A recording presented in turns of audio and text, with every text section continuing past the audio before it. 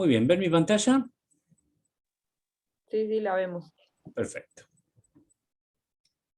Entonces estamos entrando en la última unidad de la parte quinta del programa, Desarrollos Contemporáneos 4, que abarca, esta sí abarca el periodo posterior a la crisis del petróleo.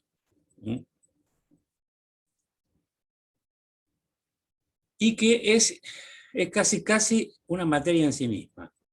Bueno, estos temas, los marcados en rojo serían los que verían con Mario, toda la introducción y lo que sería la microclásica contemporánea. Nuevas visiones del consumo y de la empresa, el problema de la información limitada.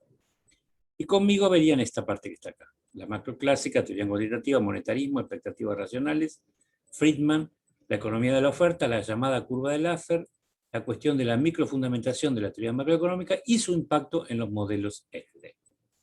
Equilibrio general, dinámico y estocástico. Y estas cuestiones, y después veríamos la semana que viene, la parte de los llamados premios Nobel.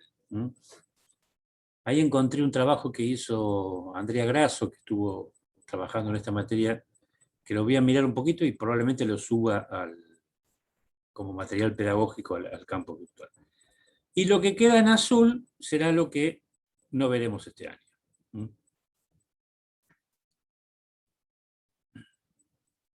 Así que por ahí otros años se pueden volver a matricular en la unidad. Sí, sigue sí, va a seguir, como no, el campus virtual, aunque volvamos a la presencialidad y ahí encontrarán algún tipo de material si todo va bien.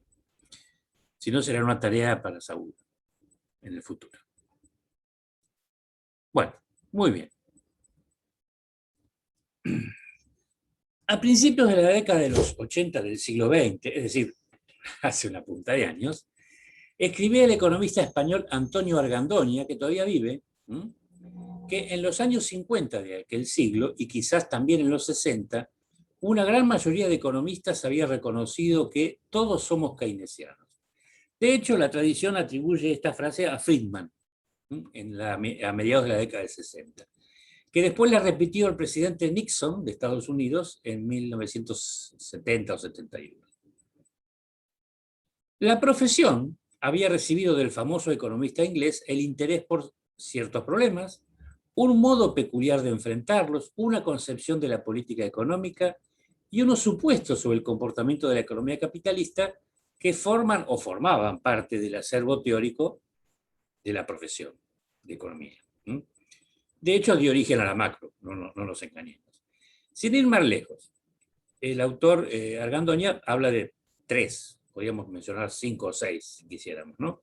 El enfoque de la función de consumo, la consideración de los determinantes del equilibrio de cartera en la riqueza, a través del estudio de la preferencia por la liquidez, la demanda de dinero o preferencia por la liquidez como tema separado, la relación entre los tipos de interés y los tipos de cambio y la concepción de los mercados como mecanismos a menudo rígidos e imperfectos.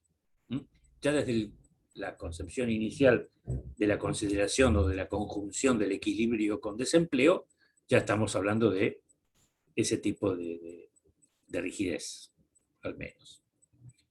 Agregaba entonces Argandoña que existían al menos 3 motivos principales para estudiar el modelo keynesiano. Se trata del modelo que, más que ningún otro, ha forjado el pensamiento y comprensión de varias generaciones de economistas y policymakers. Recuerden que policymakers significa hacedores de política. Los ministros de Economía, por ejemplo. Acerca de los problemas macroeconómicos, y es el modelo que forja las opiniones de buena parte de aquellos que actualmente, es decir, en los 80, ostentan cargos de autoridad y poder. Y con las crisis que ha habido desde entonces, resurge el pensamiento keynesiano y vuelve, digamos, con nuevos bríos. Justamente una biografía, una síntesis biográfica muy interesante de Backhouse, Roger Backhouse, que usamos como bibliografía en la unidad 15, nace después de la crisis del 2008, para intentar mostrar, según este autor británico, qué tenía para enseñarnos Keynes al respecto. Sigue siendo la única, dice Argandoña, explicación, por más rudimentaria que sea, que tenemos del acontecimiento conocido como la Gran Depresión.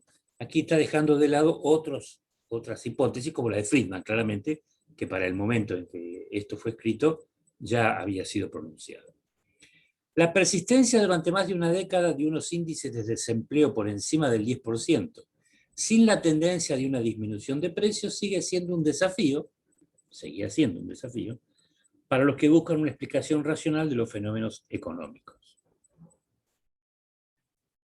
En el curso de su intento de explicar el fenómeno de la Gran Depresión, Keynes creó unas innovaciones macroeconómicas que han resistido la prueba del tiempo y que perduran como parte útil de la macroeconomía moderna. Se trata del ámbito en el cual se generaliza la teoría de la demanda global. Y esto, de hecho, sigue siendo así. Si uno analiza los textos de Historia y Pensamiento Económico posteriores, digamos, de los últimos 20 años, esto se reconoce prácticamente en los mismos términos en que Argandoña lo decía en aquel momento. La teoría general tenía un esquema teórico de funcionamiento de una economía capitalista avanzada. Nunca Keynes escribió para países atrasados. Eso hay que tenerlo presente. Y también unos supuestos sobre comportamientos económicos que, según su autor, eran los que mejor definían a esas economías. Cuando aquel esquema de funcionamiento se hacía incidir sobre esos supuestos, las conclusiones eran más bien lóbregas, porque la situación normal de una economía avanzada, según estos principios, es la de equilibrio con desempleo, sin que haya fuerzas automáticas o endógenas capaces de llevar esa economía al pleno empleo. De hecho, por eso su libro se llama La teoría general, donde Keynes considera, a diferencia de sus predecesores, que el equilibrio con pleno empleo es solo una de las posibles situaciones de equilibrio. Pero la economía de los años 40 y 50 no se correspondía con ese cuadro oscuro. O sea, la economía posterior a la Segunda Guerra Mundial, que Keynes no pudo ver. La situación era mucho más brillante, porque las economías solían alcanzar el pleno empleo. Es entonces cuando surge la síntesis neoclásica, de la mano de Hicks, Samuelson, Tobin, Modigliani y Don Patinkin. El texto de Don Patinkin lo habrán leído ustedes, me imagino, en por lo menos dos materias. Y otros autores. Y lo que a partir de los años 50 se enseña como modelo keynesiano es esa síntesis, en la que lo específicamente keynesiano queda desdibujado tras los trazos neoclásicos, haciendo perder de vista el pensamiento keynesiano, agrega el autor español, que era keynesiano. Cuando era docente debe estar retirado. Pero no se trataba de correcciones menores. Para Keynes, es la rigidez a la baja de los tipos de interés, fruto de la función de preferencia por la liquidez, lo que impedía el ajuste hacia el equilibrio. Para los keynesianos, como se podría llamar a los autores de la síntesis neoclásica, la clave es, por el contrario, la inflexibilidad a la baja de precios y salarios. En este caso, la síntesis, en esta síntesis, el caso keynesiano, como lo llamó Hicks ya en 1937, queda relegado en los libros de textos a ser un caso especial, quizás más realista, pero no general. En todo caso, los años 50 y 60 iban a presenciar la consolidación de un nuevo paradigma de la ciencia económica, el de la síntesis neoclásica. Surge así una amplia corriente de verificación empírica alrededor de la función de consumo, de la demanda de dinero o, posteriormente, en 1958, de la curva de Phillips. Se consolida también una manera de ver la macroeconomía alrededor de un conjunto de ecuaciones que propusieron inicialmente Hicks y Hansen. Acá hay un error, porque también el modelo de Hicks, el artículo de Hicks que ustedes tienen que leer como parte de la unidad 15, no tiene ecuaciones. Las ecuaciones las propuso Harrod. Y después Hansen las modificó. El modelo ISLM con diferentes matizaciones y complementos. Curvas de oferta y demanda agregadas, con coordenadas renta y precios, expectativas de diverso tipo, introducción de la dinámica, etc. En cualquier caso, la ortodoxia del periodo llega también a conclusiones más moderadas que las de Keynes, esto es, no tan lóbregas. El desempleo puede ocurrir a corto plazo, pero no a largo plazo, porque el modelo tiene mecanismos para volver al equilibrio. la flexibilidad de los precios y salarios, aunque limitada, y la introducción del efecto riqueza o efecto liquidez real hecha por patente. El modelo entonces es estable una vez que se han suavizado las hipótesis de Keynes sobre la inversión o la demanda de dinero. El tipo de interés puede alcanzar el equilibrio que Keynes negaba gracias a que la demanda de dinero es una función estable de la renta o la riqueza y de los tipos de interés. ¿Por qué? Bueno, porque el motivo de especulación, contra lo que Keynes, aunque no lo dice en la teoría, lo pensaba, no es dominante. Y esto se demostró con estudios empíricos. Finalmente, el modelo neoclásico conduce a unas políticas detalladas de regulación de la demanda agregada de forma permanente y no ocasional, y con alto grado de precisión, haciendo de la política coyuntural un fine-tuning o sintonía continua o sintonía fina, como se solía llamar. Este modelo estaba en vigor patentemente hasta los años 80, es decir, un lapso de 30 años, aunque la adhesión de los economistas al mismo se hacía cada vez más insegura. Los defectos técnicos y las limitaciones de las hipótesis en que se basa el modelo ISLM se hacían cada vez más patentes. Además, las economías occidentales sufrían perturbaciones importantes en los años 70.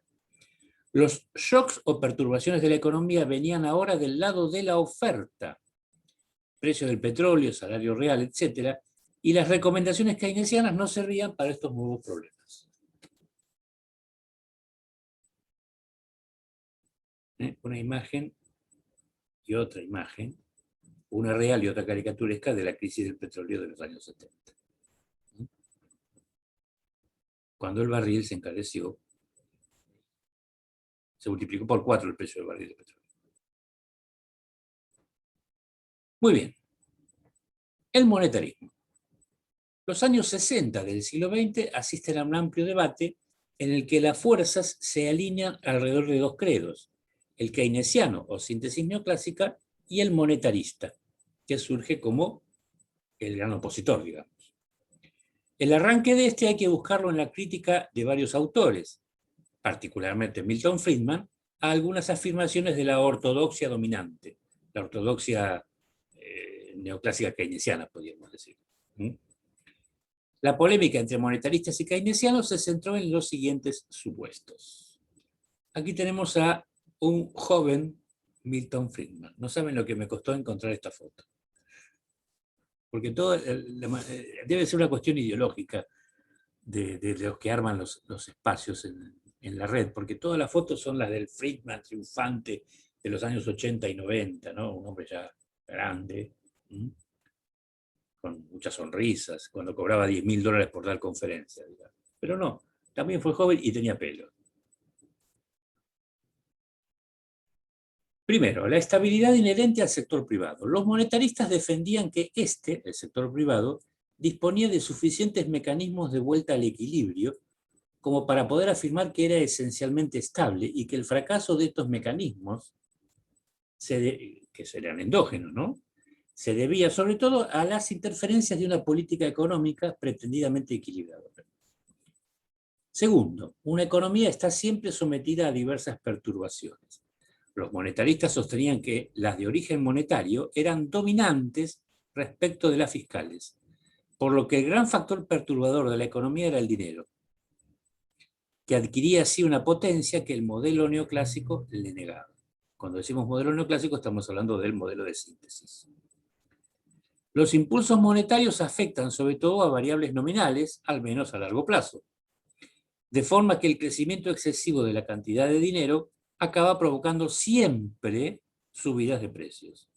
A corto plazo, sin embargo, los impulsos monetarios afectan también a las variables reales, de modo que un impulso monetario puede provocar una expansión real, pero esta será siempre transitoria y efímera. Es decir, en el largo plazo, los impulsos monetarios no cambian las variables reales de la economía. La política de estabilización que preconizaban los economistas keynesianos estaba pues condenada al fracaso en el largo plazo. Pero además de ser inútil puede ser peor, puede ser perturbadora, decían. porque ejerce sus efectos con retardos importantes y variables. De ahí que convenga sustituir la recomendación keynesiana de una acción coyuntural, constante, precisa y adaptada a las circunstancias del momento, por una actuación mucho más global, pero potencialmente menos perturbadora. Sustituir la discreción del policymaker, del de turno, digamos, por reglas fijas de política económica. La más típica de las cuales es la recomendación de Friedman de que la cantidad de dinero crezca a una tasa constante, independientemente de otras consideraciones coyunturales, para no afectar los niveles de precios. Ahí tenemos también una foto de Friedman con su mujer Rose Director.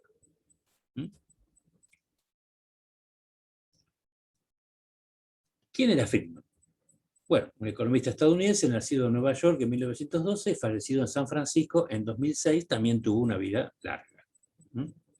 Ahí está, esa es la foto típica del Friedman triunfador de los 80 y 90. Recibió el premio en Ciencias Económicas en homenaje a Alfred Nobel en 1976 y fue el máximo representante de la llamada Escuela de Chicago, después de Knight y Stigler, que fueron sus predecesores, digamos, ¿no?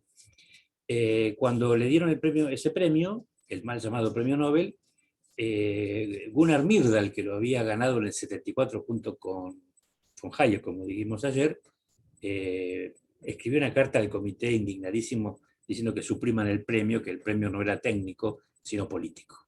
Muy enojado estaba. Pero no devolvió el suyo. Fue analista de estadísticas para el gobierno de Estados Unidos y colaborador del National Bureau of Economic Research, que hemos mencionado varias veces. Su carrera docente la inició en la Universidad de Chicago y la continuó en las universidades de Princeton, Columbia y Stanford. Allá hay una cuestión en Estados Unidos. El graduado de una universidad no puede ser docente de esa universidad. Puede ser docente de cualquier otra, menos de esa. Y debe iniciar su carrera docente en otro lado y después, bueno, si tiene éxito, es llamado de la universidad en la cual egresó para dar seminarios o conferencias. Su análisis de la función de consumo, la historia y teoría de la moneda y su demostración de la complejidad de la política de estabilización le valieron el citado premio según los considerandos del comité que lo premió. Para Friedman, siempre y en todo momento, la inflación es un fenómeno monetario. Eso es lo que cualquier individuo que piensa en Friedman asocia con su pensamiento la primera vez, digamos. Autor, entre otros trabajos, de La metodología de la economía positiva, es un artículo fascinante que todo economista debiera haber leído antes de haberse graduado. Al menos para saber qué es lo que pensaba. Es difícil discutirlo.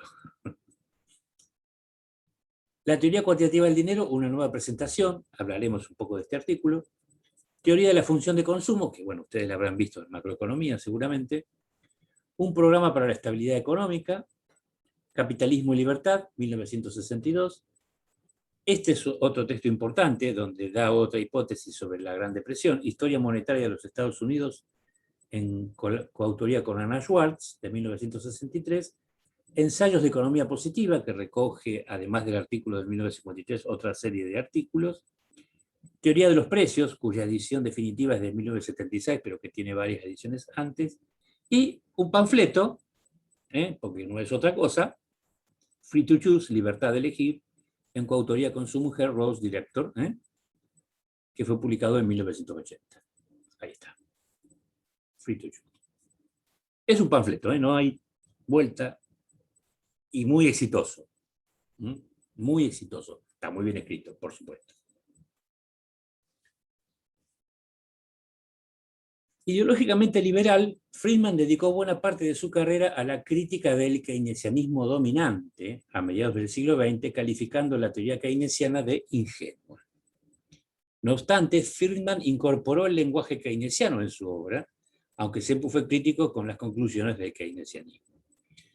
Su alternativa macroeconómica se centra en los factores monetarios y se conoce como monetarismo. Bueno, sí. Friedman propuso como política monetaria ideal una expansión suave y gradual en la oferta monetaria. Ya vimos, ¿no? Tasa constante. También desarrolló el concepto de la tasa natural de desempleo, que ustedes seguramente conocen, y predijo la crisis de la estanflación en Estados Unidos 10 años antes de que ocurriera.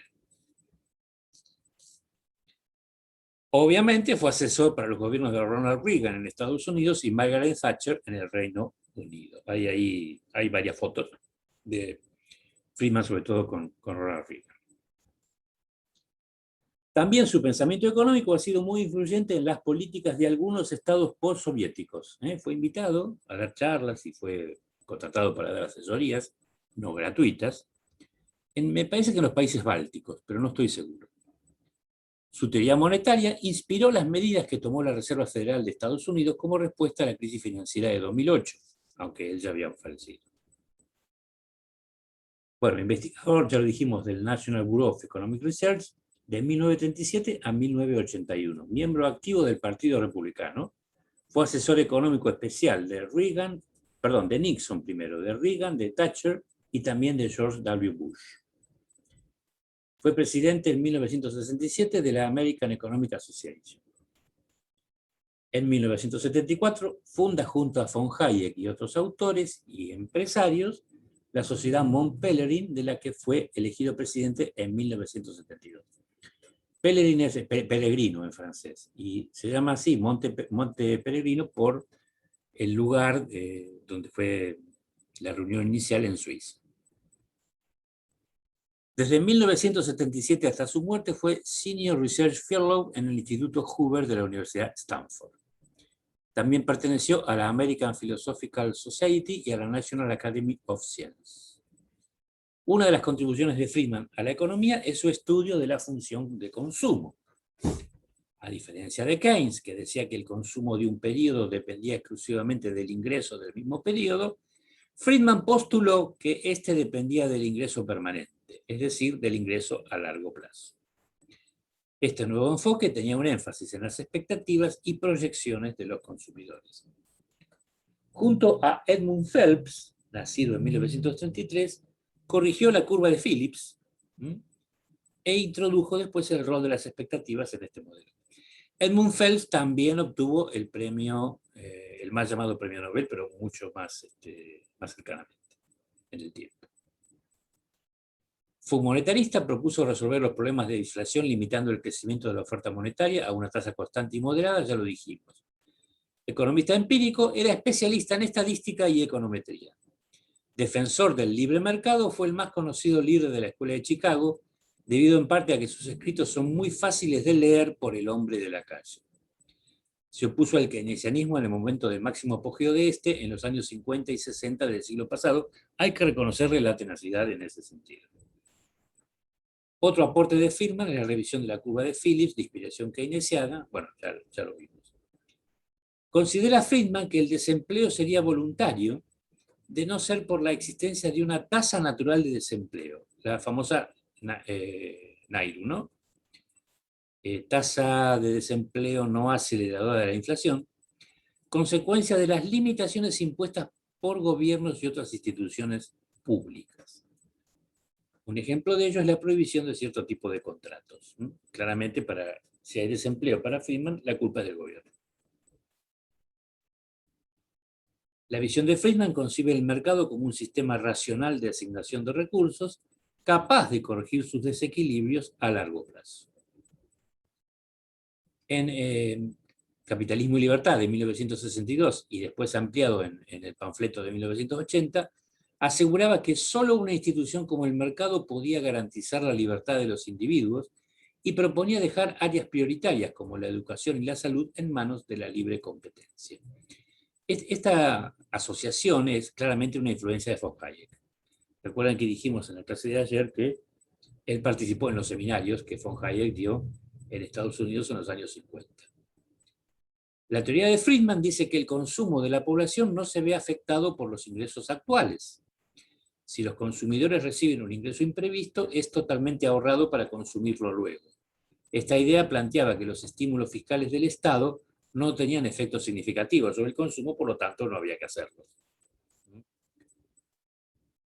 Esta teoría, que fue un pilar central del modelo monetarista, sería refutada a la luz de nuevos estudios ya que el comportamiento de los consumidores es más cortoplacista que lo que predecía Friedman, toda vez que las personas que reciben algún beneficio imprevisto tienden a gastar parte de ello inmediatamente.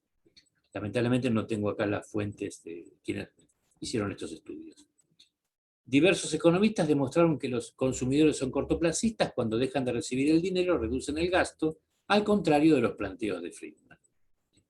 Friedman planteaba soluciones de mercado a todo tipo de problemas: educación, atención sanitaria, tráfico de drogas ilegales, que en opinión de casi todos los demás exigían una intervención estatal extensa. Algunas de sus ideas eran sustituir las normas sobre contaminación por un sistema de permisos de contaminación que las empresas pueden comprar y vender. También apoyó la despenalización del consumo de drogas, ¿sí?, por el fracaso de la política norteamericana en ese sentido, que impuso Richard Nixon, a quien él asesoró, aunque esta crítica o esta opinión de Friedman es de los 90, y claro, se oponía, por un lado, porque iba contra la libertad individual, pero además también se oponía al terrible gasto estatal que representaba la DEA. Entonces proponía que esos dinerillos se usaran para otras cosas. Por supuesto, la DEA se opuso, ¿no? Y obviamente no se siguió esa recomendación de Friedman. Cuando un gobierno intenta disminuir el paro o desempleo por debajo de la tasa natural mediante políticas monetarias muy expansivas, a corto plazo podría conseguirlo. Pero los agentes económicos se acaban dando cuenta de que, si con iguales salarios hay inflación, ven menguada su capacidad de adquisición de bienes y servicios. De tal modo que descuentan ese efecto y en la próxima revisión de sus contratos elevarán sus salarios al alza, lo que incita a un nivel de paro mayor, y todo intento sistemático por parte de los gobiernos de reducir el paro acaba creando inflación sin resolver el desempleo. En términos de la curva de Phillips, que después pasó a llamarse de corto plazo, se desplaza. No es estable como Phillips había dicho. Incluso puede haber un punto a partir del cual la curva de Phillips se torne en una curva de pendiente positiva, de tal modo que paro e incremento de inflación estén ligados. Eso sucedió en las crisis del petróleo de los años 70 del siglo pasado. Se refiere a la crisis del 73-74 y a la del 79-80. Situación que la teoría keynesiana era incapaz de explicar. Según Friedman, el éxito de la intervención de los gobiernos es muy limitado y lo que deben de hacer es eliminar las restricciones que impiden que la tasa natural de desempleo se instale en una cota más reducida. De hecho, en los manuales modernos de economía, como los que usamos en Macro actualmente, aparece, digamos, determinantes de la tasa natural de desempleo y cómo se puede reducir la misma, ¿no? Friedman consideraba que, al igual que una política monetaria expansiva puede crear crisis económicas, una política restrictiva también puede ser perjudicial mediante una deflación de precios. Aquí sigue a Fisher. Así lo puso de manifiesto en su libro, Una historia monetaria de los Estados Unidos, donde argumenta que la Gran Depresión fue consecuencia de la implantación de políticas equivocadas por parte de la Reserva Federal. A esto me refería cuando dije al principio que Argandoña no toma en cuenta esta opinión. Propugnó medidas de corte liberal. Una de ellas fue el establecimiento del bono educativo, en la idea de incentivar la demanda educativa según las preferencias de los padres. Propuso la flexibilización de precios, desregulaciones y privatizaciones, sistemas de pensiones individualizadas, como las AFJP, la legalización del consumo de drogas, como expliqué hasta hace un ratito, y hasta de la prostitución. Defendió la abolición del servicio militar obligatorio, de los salarios mínimos, obviamente porque atentan contra la tasa, digamos, hacen más alta la tasa natural de desempleo en su visión, y del seguro social. Sostenía que la economía de Hong Kong, antes de la unión con China, claro, era el mejor ejemplo de una economía de capitalismo laissez-faire. Una isla. Me voy a cansar de repetirlo. Una isla, no un país con millones de personas.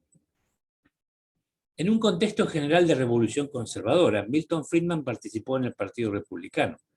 Aconsejó a Ronald Reagan en su campaña presidencial y durante sus 2 mandatos, la política económica de Reagan se basó en las ideas de Friedman, que tenían como base una reducción del peso del Estado, bajas tasas marginales de impuestos a los ingresos más altos, desregulación de la economía y la política monetaria como única herramienta para reducir la inflación.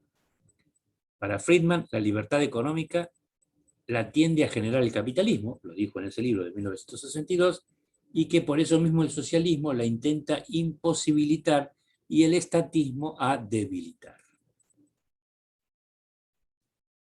En el reportaje que recomendé ayer, que le hacen a von Hayek dice, así con un tono de sorpresa, cuando lo invitaron a Chile la primera vez a dar conferencia, dice, me encontré con todos los alumnos de Friedman, dice, que estaban en el equipo económico, ¿no?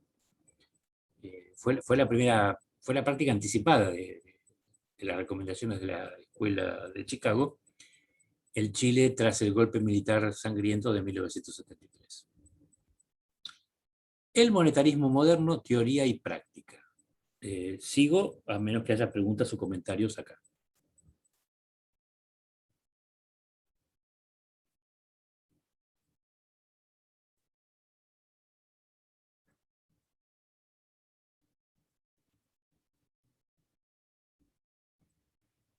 Bueno, tomaré eso como un no y seguimos.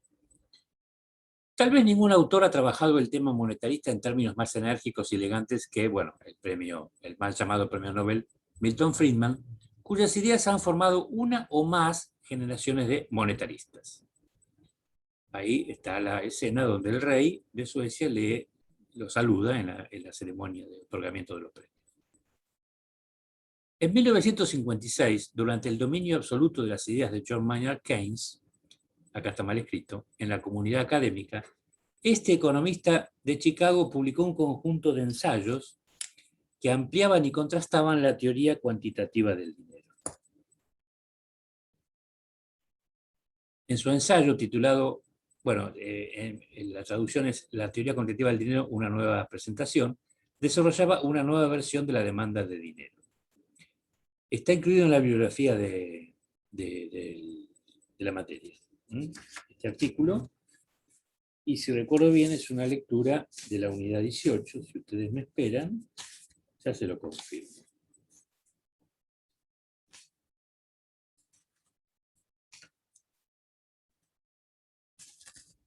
Efectivamente, la teoría cuantitativa del dinero, una representación, está tomado de un libro de Lluch, el economista catalán que asesinó la ETA, Estudios sobre la teoría de demanda de dinero.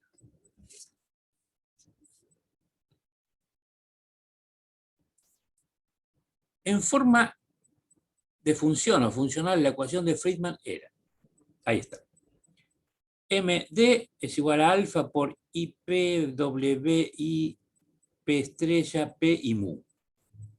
¿Y qué significarán todas estas cuestiones? Bueno, MD es demanda de dinero. IP es la renta permanente, obviamente, de Friedman. Su teoría de la renta permanente como justificación del consumo. W es la proporción entre la riqueza humana y la riqueza no humana, que también tiene que ver con la teoría del consumo. I es el tipo de interés nominal. P asterisco son las variaciones esperadas de la tasa de variación del nivel de precios. Fíjense que aquí están introduciendo expectativas. P es el nivel de precios observado o real, y mu, que no es aquí tasa de desempleo, es la función de preferencia por el dinero frente a otros bienes. Friedman ofrece esta especificación como una teoría de la demanda de dinero y se presenta en una forma que es susceptible de ser contrastada con la realidad. Obviamente la función que está ahí es la función genérica, ¿no? La reformulación de Friedman es esencialmente una teoría de la demanda de dinero y no una teoría de los precios. Pero lo que es singular en esta reformulación es que el autor parte de una premisa básica de la teoría del capital, que la renta es el rendimiento del capital. Y este concepto no es el que utilizó Keynes en su modelo de renta-gasto. Friedman llamó renta permanente a su medida de la renta, lo que equivale a decir que trata la renta como un valor actual descontado de una corriente de pagos que deriva de un stock de riqueza existente, incluyendo la riqueza humana. la cual consiste en mejoras cualitativas tales como educación y adiestramiento, lo que Schultz llamaría después capital humano o inversión en capital humano.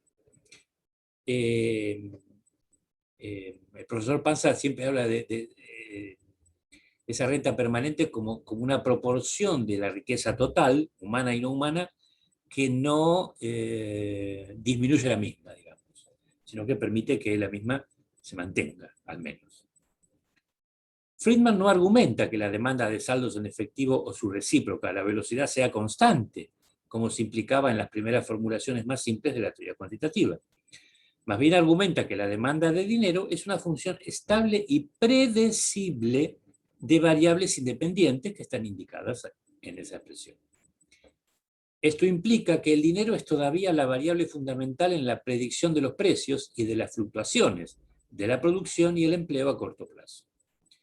En otras palabras, si la velocidad es predecible, las variaciones de la tasa de expansión monetaria explicarán las variaciones de la tasa de inflación o deflación, así como las alteraciones de la producción y el empleo a corto plazo.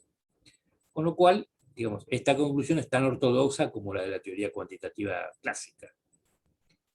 Friedman argumentaba que el tipo de interés nominal era igual a la suma del tipo de interés real y la tasa de inflación esperada, como ustedes aprendieron en macroeconomía.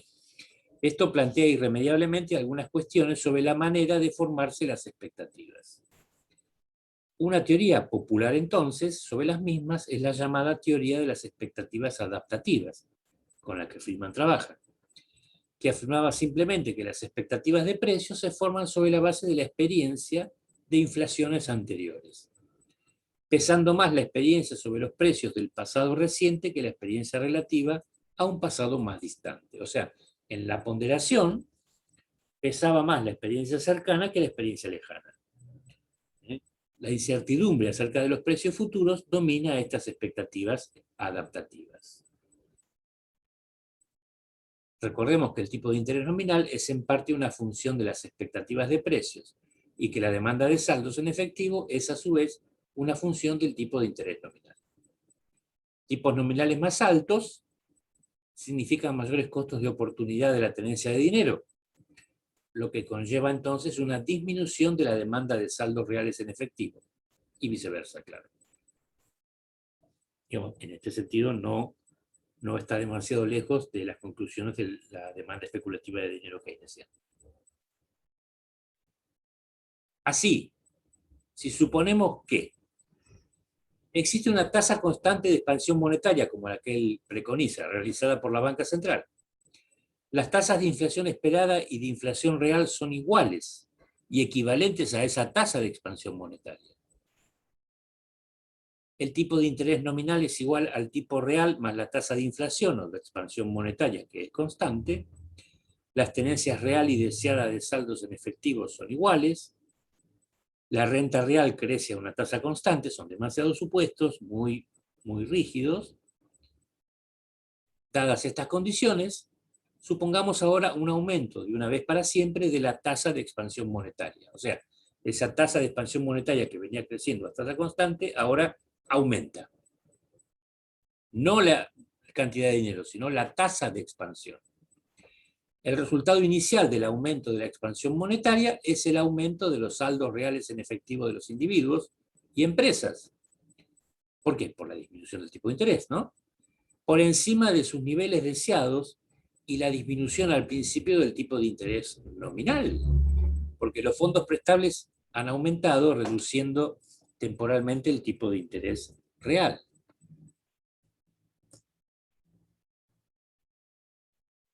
El exceso de saldos en efectivo lleva a un aumento del gasto en mercancías, valores y todos los demás activos. Fíjense qué inteligente esto, porque aquí no importa el rol, o sea, no importa el cumplimiento de qué funciones del dinero estemos pensando. Pueden ser gastos en mercancías o en activos financieros. Los precios reales comienzan a subir, como lo hacen los salarios, en cierta medida debido al aumento del gasto nominal. Después de un tiempo, las expectativas se adaptan a los aumentos de precios, haciendo que el tipo de interés nominal que inicialmente bajó vuelva a subir. El proceso continuará y no se agotará hasta que la nueva tasa de inflación sea igual a la nueva y más elevada tasa de expansión monetaria, el tipo de interés nominal ha aumentado en una cantidad igual a la diferencia entre la vieja y la nueva tasa de inflación, los saldos reales en efectivo son de nuevo iguales a los saldos en efectivo deseados, y el tipo de interés real se restablece a su nivel anterior. Entonces, ¿qué ha cambiado aquí? Y aumento de precios. El saldo en efectivo será menor que el que había antes del aumento en la tasa de expansión de la oferta monetaria, a causa de un mayor tipo de interés nominal, lo que significa un costo de oportunidad mayor de la tenencia del dinero. Aunque la expansión monetaria reduce inicialmente el tipo de interés nominal, la inflación y el efecto Fisher entran en acción y con el tiempo hacen que los tipos de interés nominal suban. Esto está racionalizado en el modelo de síntesis neoclásica como el caso clásico. La única manera de que los tipos de interés puedan bajar durante periodos largos consiste en aplicar unas tasas de expansión monetaria cada vez más altas, una política que en opinión de los monetaristas es muy peligrosa y que eventualmente conduce a la hiperinflación. Friedman ha argumentado que siempre y en todas partes la inflación es un fenómeno monetario y ha demostrado convincentemente, dice esta fuente, esta proposición para los Estados Unidos en un extenso estudio empírico publicado en 1963, ya mencionado, que es el libro sobre la historia monetaria de los Estados Unidos, en colaboración. En último término, la interpretación monetarista de la inflación es que ésta se produce por variaciones discrecionales, irregulares en las tasas de crecimiento del dinero. Discrecionales porque son decididas por la autoridad monetaria o por el gobierno. Irregulares porque dependen de los sucesos de cada momento, digamos, no son siempre iguales.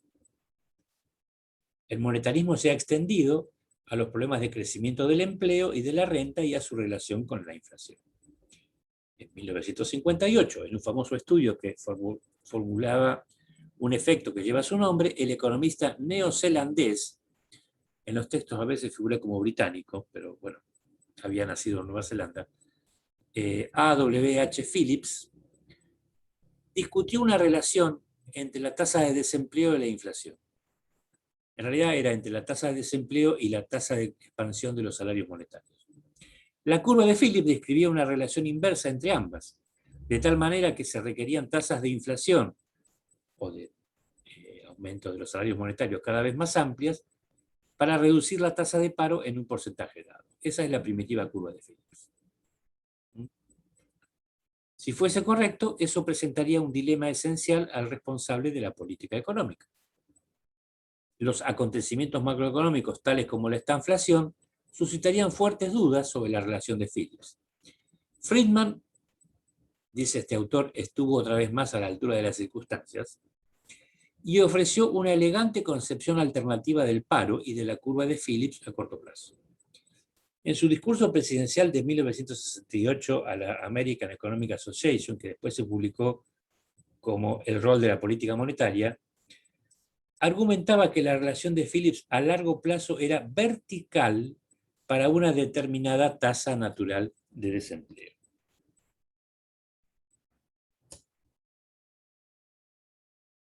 Esto es, a largo plazo, cualquier tasa de expansión monetaria y de inflación tiene poco o nada que ver con la tasa natural de desempleo, ya que en su concepción esta viene determinada por todas las condiciones reales que influyen en la oferta y demanda de trabajo.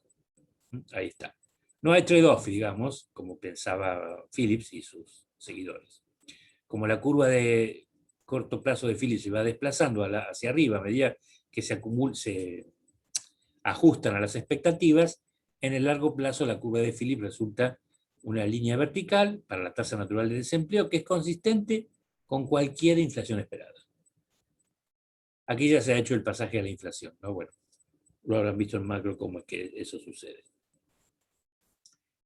Estos factores que afectaban la tasa natural de desempleo incluían todos los acuerdos institucionales, tales como el grado de sindicalización, las leyes sobre salarios mínimos, la proporción de mujeres en la fuerza laboral, el nivel de educación de los trabajadores y así sucesivamente.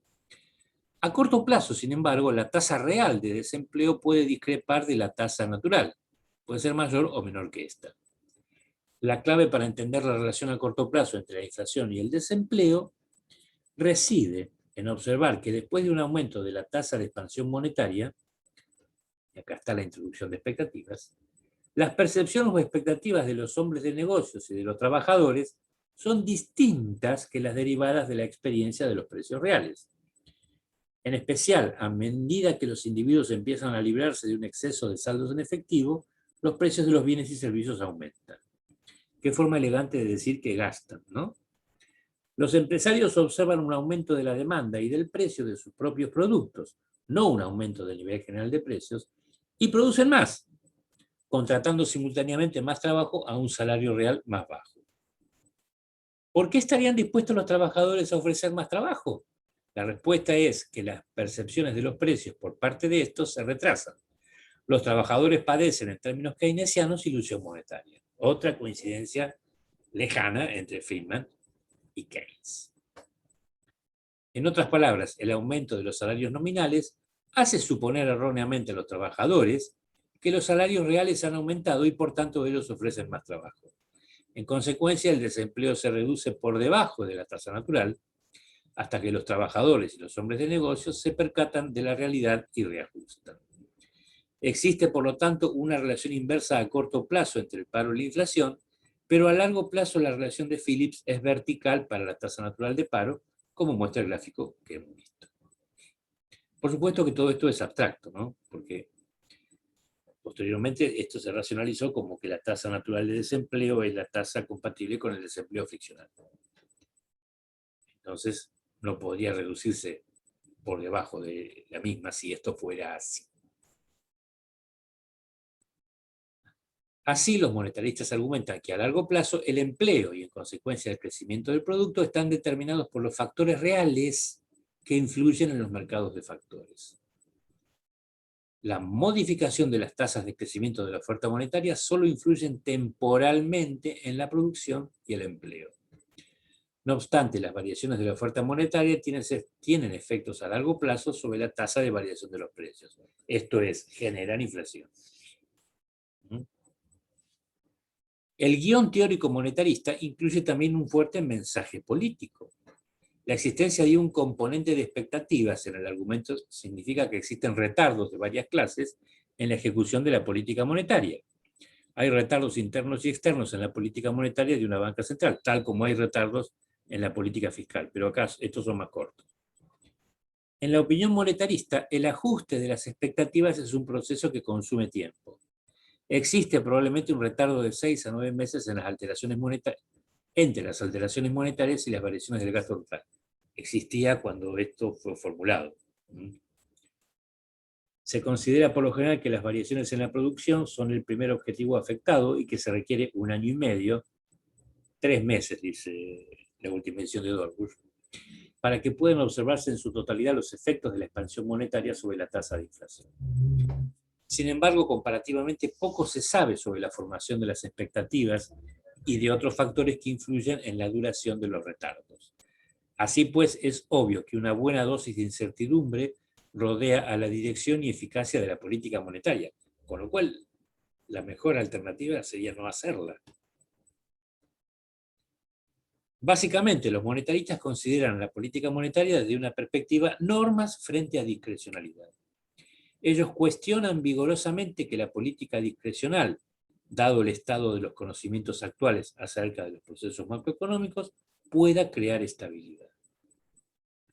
Por supuesto, los Estados Unidos funcionan con una autoridad monetaria independiente, que es la Reserva Federal. Friedman ve en esta ordenación una amenaza para la libertad individual, porque es el dinero más que cualquier otra cosa lo que influye en el nivel de precios y en el empleo. Su argumento contra una autoridad monetaria independiente recibe una fuerza adicional de la investigación de los datos monetarios históricos, en ese texto que hemos mencionado. Por ejemplo, en su extenso estudio de 1963 revelaba que durante la Gran Depresión, la Junta de la Reserva Federal, es decir, la autoridad, dejó que el stock monetario de los Estados Unidos quedara reducido a una tercera parte, lo que según él hizo que la depresión durase mucho más tiempo del que habría durado si la respuesta monetaria hubiese sido adecuada. No dice el texto o la fuente cuál hubiese sido la respuesta adecuada. Afirmó Friedman que las depresiones graves se han visto acompañadas siempre por notables reducciones del stock monetario y que las grandes reducciones del stock monetario se han visto acompañadas siempre por depresiones. En el otro extremo del espectro, Friedman considera que las grandes inflaciones se han visto acompañadas siempre por notables aumentos del stock monetario y viceversa. Pienso en la hiperinflación alemana de 1923, por ejemplo. Por lo tanto, Friedman defiende una alternativa que cuenta con una larga tradición en la Universidad de Chicago, que la autoridad monetaria sea sustituida por unas normas automáticas.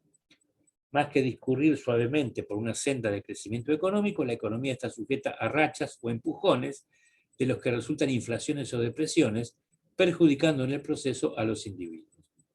Para contrarrestar esta tendencia, Friedman propone que la Junta de la Reserva Federal esté sometida a una ley para aumentar el stock monetario mensualmente a una tasa anualizada comprendida entre un 3 y un 5%. Una tasa de aumento de este orden, esto era en vida de Friedman, ¿no? Es consistente, en opinión de Friedman, con el crecimiento económico que se puede alcanzar en los Estados Unidos y con la estabilidad de los precios relativos. El resultado que Friedman esperaba de un crecimiento económico estable bajo unas reglas monetarias depende fundamentalmente de la estabilidad de la velocidad de circulación, que como ustedes recuerdan, podía ser predicha por esa ecuación que habíamos mencionado. Bueno, obviamente que Friedman no es el único monetarista, hay otros, pero bueno, es el más representativo y tal vez el más interesante de los monetaristas. Tendríamos que empezar ahora con las expectativas racionales, a menos que haya preguntas o comentarios.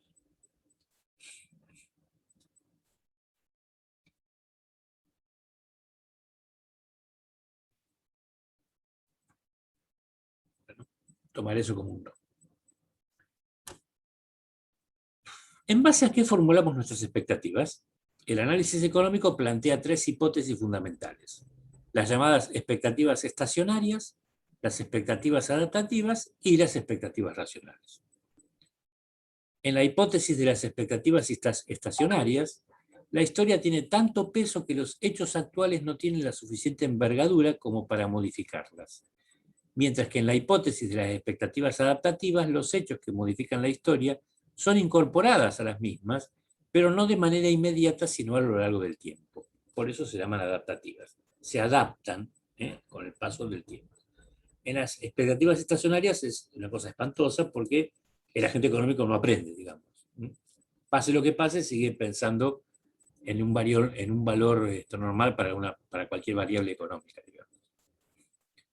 La población de un país, por su parte, tiene expectativas racionales cuando en un contexto de certeza sabe perfectamente qué es lo que va a ocurrir en el futuro, mientras que en un contexto de incertidumbre puede cometer errores de predicción, puede hasta cometer grandes errores, pero no comete errores en forma sistemática.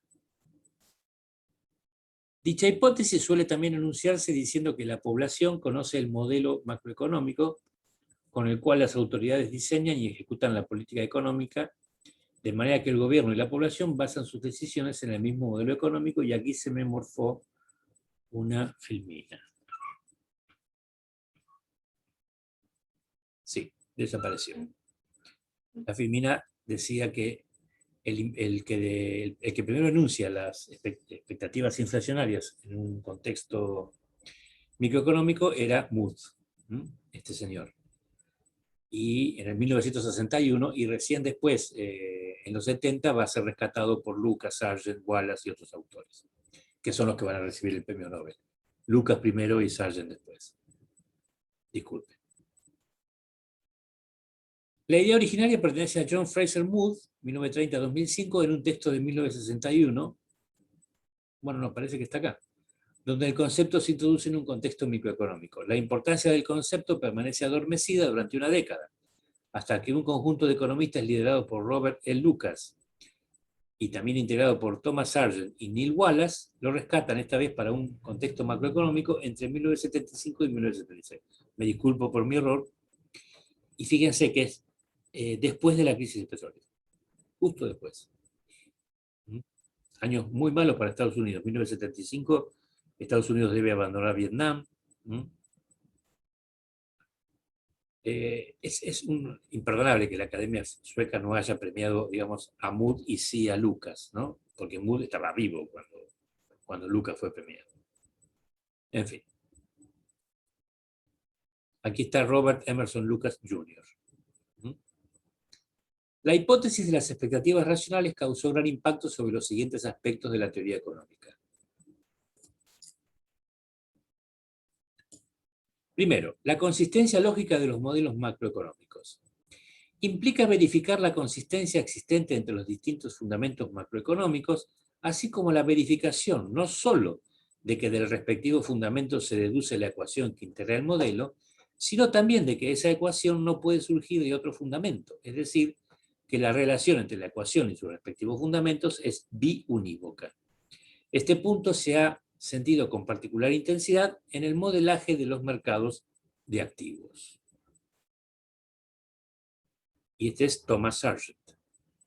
B. Las proposiciones de política económica que se derivan de estos modelos. Este impacto se sintetiza en el denominado principio de inefectividad de la política económica, debido a Sargent y Wallace, que dice sencillamente que en un mundo donde rigen las expectativas racionales, en el mejor de los casos, es decir, en condiciones de incertidumbre, alguna medida aislada del gobierno puede tener algún efecto real sobre la economía, pero ninguna política sistemática o regla puede tenerla, lo cual surge claramente del hecho de que, con expectativas racionales, los agentes económicos no cometen errores sistemáticos y además anticipan lo que los gobiernos van a hacer. Y este es Neil Wallace. La denominada inconsistencia temporal de ciertos modelos, otro problema. Dándose expectativas racionales, el denominado pragmatismo, es decir, la maximización del bienestar en cada periodo, no resulta en general la mejor de las opciones posibles para los gobernantes, porque las futuras autoridades no tienen cómo compensar el hecho de que las expectativas actuales sobre las políticas futuras ya afectan las decisiones presentes. Con expectativas racionales, por consiguiente, las reglas son preferibles a la discrecionalidad. La correcta interpretación de los ejercicios econométricos. Esto sí es realmente demoledor. Está resumida en la denominada Crítica de Lucas de 1975 e ilustra adecuadamente la idea de que, existiendo expectativas racionales, el modelo que genere los resultados no puede ser distinto del utilizado por los agentes económicos para anticiparse a tales resultados. Pues bien, los valores numéricos de los coeficientes estimados econométricamente de un modelo macroeconómico de corto plazo refleja lo que efectivamente ocurrió durante el periodo utilizado para la estimación de dicho modelo, dada, entre otras cosas, la política económica del gobierno entonces existente. Ahora bien, en un contexto donde operan las expectativas racionales, la autoridad económica no podría utilizar tal estimación econométrica para calcular el impacto de una modificación presente o futura de la política económica, porque tal modificación, al ser conocida por la población y por consiguiente descontada en los actos económicos del presente, modificará concordantemente el valor de dichos coeficientes. Sí, el público se anticipa. Y esto es notable, es muy demoledor. Yo creo que los econometristas tienen que haberse sentido muy mal. No soy econometrista, no sé cómo respondieron a esta crítica, pero podría ilustrarlo con un ejemplo fáctico de la experiencia argentina. En Argentina hubo dos hiperinflaciones, muy cerca una de la otra, la del 89 y la del 90. Sin embargo, el público, en la memoria colectiva, la del 90 no está incorporada, y la del 89 sí, porque la del 89 nos sorprendió, digamos. La del 90 no. Cuando aparecen los primeros signos, ya el público, con una elevada cultura microeconómica, ya sabía lo que tenía que hacer, en general. Si podía o no podía era otro tema, digamos, pero ya sabía cómo anticiparse a los efectos de la misma. Además, duró mucho menos. Es interesante esa cuestión. Lo cual no estoy avalando que tuvieras expectativas racionales, pero sí estoy diciendo algo que tiene que ver, que se engrana, diríamos, con la crítica de Lucas, ¿no? Con expectativas racionales, por lo tanto, solo pueden ser utilizados en política económica aquellos coeficientes que mantienen su condición de invariables con relación a la política, es decir, los clásicos. Por ejemplo, los que se refieren a los, acá está mal, no es gastos, es gustos y a la tecnología.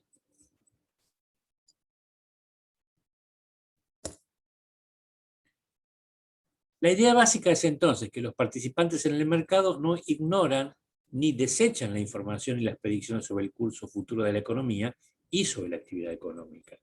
Antes bien, anticipan racionalmente los efectos de las políticas gubernamentales y reaccionan en el presente de acuerdo con las expectativas que se han formado.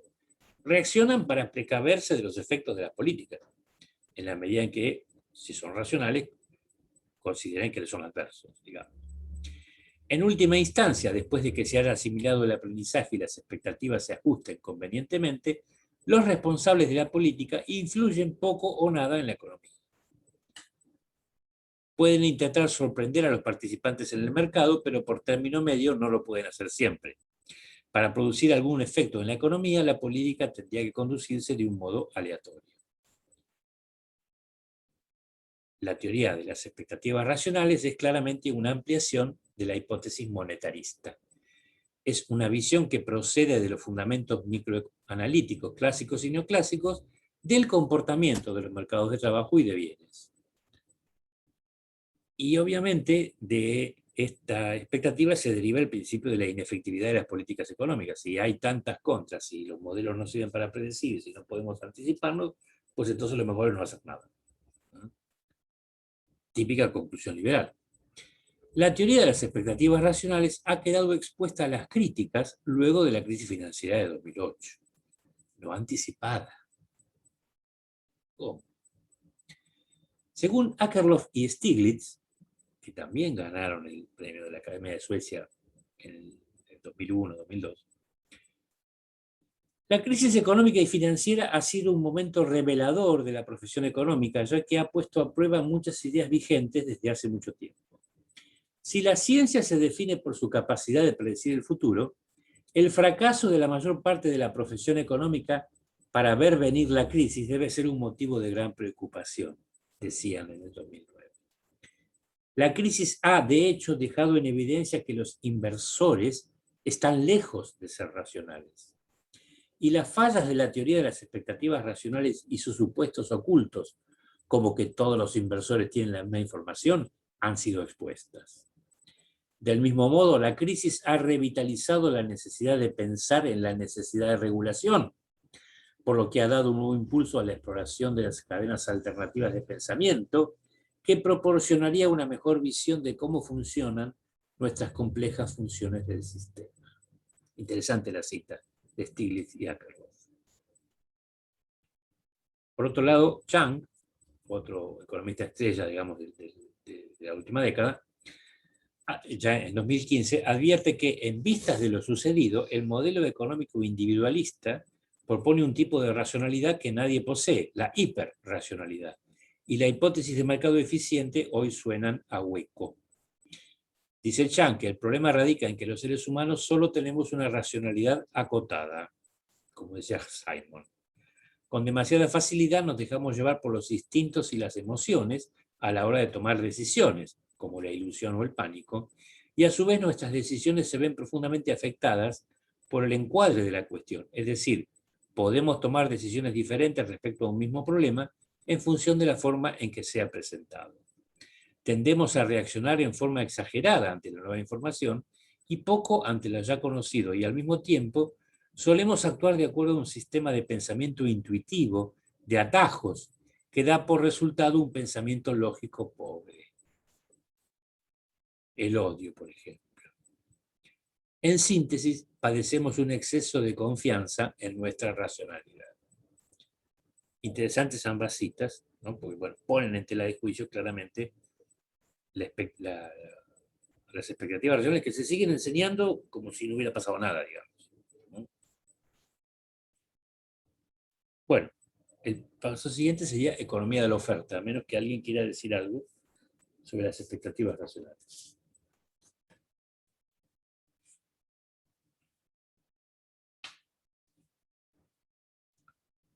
Bueno, tomar eso como uno. Hablar de la economía del lado de la oferta, supply side economics, evoca automáticamente lo que en macroeconomía se denomina el modelo clásico, porque en dicho modelo el valor de equilibrio de las variables endógenas viene determinado por consideraciones de oferta. ¿Se acuerdan? El precio natural dependía de los costos, por ejemplo.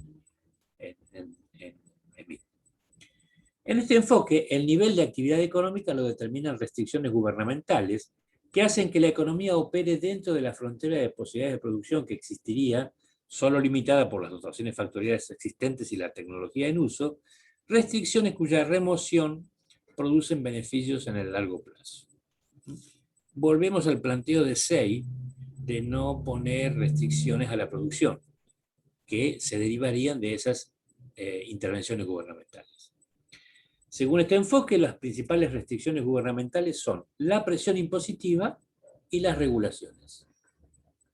Por lo que las principales recomendaciones de política económica que surgen de la economía de oferta son la reforma impositiva y su iceberg, la curva de Laffer y el programa de desregulación. ¿Por qué dice iceberg? Porque el iceberg, vieron, que emerge sobre el agua, digamos, no me acuerdo ahora qué proporción, pero es como si un octavo es lo que emerge y los 7 octavos restantes están bajo el agua, digamos, y no se ven. Entonces la curva de Laffer sería como ese octavo que se ve, digamos. Como la macroeconomía convencional, el enfoque de la economía del lado de la oferta tuvo desarrollos simultáneos en el campo conceptual y el de la aplicación práctica, ya que Laffer y otros entusiastas del enfoque formaron parte del elenco inicial del gobierno de Reagan en los Estados Unidos, el 80 y el 88. Ocupó 2 presidencias. ¿Qué proponen, pues, los economistas de oferta? Ellos presentan las reducciones de impuestos y gastos y un presupuesto equilibrado como un importante tónico fiscal. Un incentivo, ¿no? El resultado neto, así se espera, sería la creación de mayores incentivos para ahorrar y, por lo tanto, invertir. La desregulación de la industria, incluyendo la reducción de la regulación de normas que afectan a los negocios, un énfasis en los programas privados de formación profesional y una reducción de los subsidios de bienestar social que frenan los estímulos para trabajar y ahorrar, cosa que hizo Reagan, forman parte también de la mayoría de las preocupaciones políticas de los economistas de oferta. Fíjense que las 3 corrientes que hemos visto hasta ahora son todas liberales. La economía de la oferta es entonces una escuela macroeconómica que sostiene que se puede alcanzar el crecimiento económico con mayor eficacia con medidas que incrementen la oferta agregada, mediante una reducción de barreras para los agentes que producen bienes y servicios, tales como la reducción de impuestos y al permitir una mayor flexibilidad mediante la desregulación. Estoy anotando las filminas porque hay muchos errores ortográficos. Según la economía de la oferta, los consumidores terminarán por beneficiarse de una mayor oferta de bienes y servicios a precios más bajos. Recomendaciones de políticas típicas de los economistas de la oferta son tasas de impuestos más bajas y menor regulación legal de la actividad económica, como queda dicho. El grupo de economistas que defienden la economía de oferta plantearon soluciones prácticas para desterrar las grandes políticas pro gasto público de la economía estadounidense de los años 70. Básicamente en el gobierno de Carter, ¿no? Seguidores de las ideas de Robert Mundell, Arthur Laffer y Judd Baninski, Baninski no era economista, era un periodista que fue, digamos, un periodista económico, el divulgador de esta escuela. Robert Mundell, fíjense, el del modelo Mundell-Fleming falleció este año. Laffer vive aún, tiene 81 años. Baninski fue quien acuñó el término Supply Side Economics o economía de la oferta. Pusieron en ejecución su modelo de política económica durante el mandato presidencial en Estados Unidos de Ronald Reagan, quien siguió sus recomendaciones. O sea, lo tenía de asesor a Friedman y sigue las recomendaciones de estos teóricos. Ahí está don Robert Mundell. Las tesis de los economistas del lado de la oferta se apoyan básicamente en la denominada curva de Laffer. Esta curva muestra cómo a partir de cierto tipo impositivo, una subida de los mismos provoca una bajada de la recaudación fiscal, porque al ser alta la presión fiscal, muchos prefieren no ganar más u ocultar su dinero en paraísos fiscales y sociedades opacas.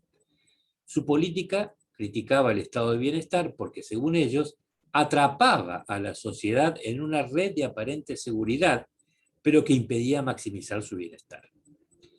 Su crítica también se fijaba en la inflación.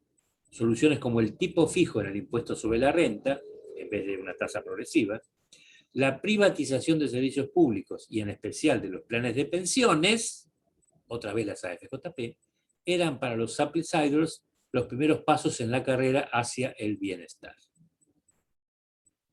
La curva de Laffer representa la relación existente entre los ingresos fiscales y los tipos impositivos, mostrando cómo varía la recaudación fiscal al modificarse los tipos impositivos. Fue difundida por el economista estadounidense Arthur Laffer, aunque 7 siglos antes, el estudioso árabe Ibn Khaldun ya había teorizado sobre las relaciones de los tipos impositivos, obviamente sin hacer gráficos, ¿no? Eso está mencionado en la unidad 3. En su curva, Laffer expresa que entre los dos puntos, donde la recaudación es igual a 0, habrá un tramo ascendente con niveles bajos de impuestos y otro descendente con niveles más altos, donde habrá un máximo de recaudación, y tanto a la izquierda como a la derecha de este máximo, la recaudación será menor que en el máximo. Bueno, aquí está escrito para una presentación que no es la que yo puse en la fémina, pido disculpas por eso. Encontrar los puntos de equilibrio donde los impuestos no perjudican una economía es muy complicado. Depende de muchos factores y varía de un país a otro.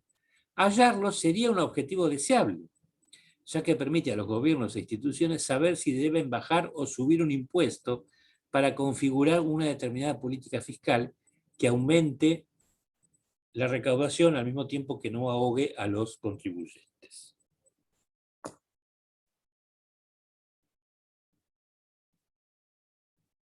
Ahí tenemos la curva de Laffer. Normalmente está dibujada al revés, ¿no? Pero, o sea, en este eje, cambiando los ejes. Entonces resulta ser una curva así. Pero a mí me gusta más este dibujo. Entonces aquí tenemos la recaudación total, y aquí tenemos la tasa impositiva. Obviamente, si la tasa impositiva es 0, no hay recaudación. Y si la tasa impositiva fuese del 100%, también nadie pagaría. ¿Por qué? Y porque, ¿para qué trabajar si te vas a llevar todo lo que ganas? Muy bien. A medida que aumenta la recaudación, a medida que aumenta el tipo impositivo, ¿sí?, la recaudación fiscal va aumentando.